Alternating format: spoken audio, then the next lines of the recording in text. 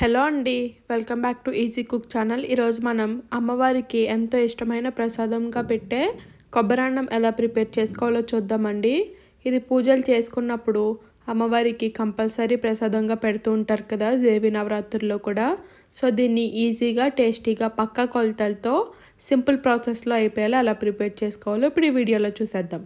ఇప్పుడు ఒక కుక్కర్ గిన్నెని తీసుకొని దీంట్లోకి ఒక గ్లాస్ వరకు బియ్యాన్ని యాడ్ చేసుకోండి. ఈ బియ్యాన్ని శుభ్రంగా 2-3 సార్లు వాష్ చేసుకొని మొత్తం నీళ్లు తీసేసి బియ్యాన్ని తీసుకోండి. ఇలా బియ్యంలోకి ఒక గ్లాస్ బియ్యానికి 2 గ్లాసుల వరకు నీళ్ళను యాడ్ చేసుకొని 3 విజిల్స్ వచ్చేంత వరకు ఉడికించుకోండి.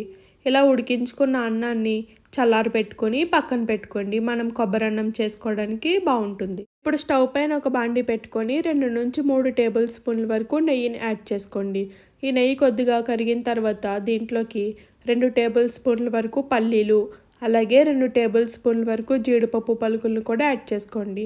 ఇవి 2 గోల్డెన్ కలర్ వచ్చేంత వరకు స్టవ్ను సిమ్లో పెట్టుకొని లోపల వరకు ఫ్రై అయ్యేలా బాగా ఫ్రై చేసుకోండి.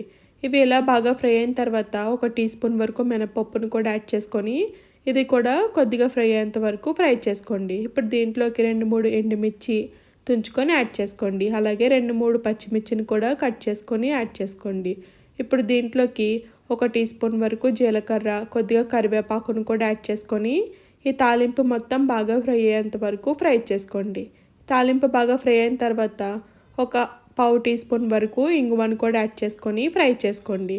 ఇవి ఇలా అంతా బాగా ఫ్రై అయిన తర్వాత దీంట్లోకి కొబ్బరిని తురుము పెట్టుకొని యాడ్ చేసుకుంటున్నానండి. నేను 2 కప్పుల వరకు తీసుకుంటున్నాను.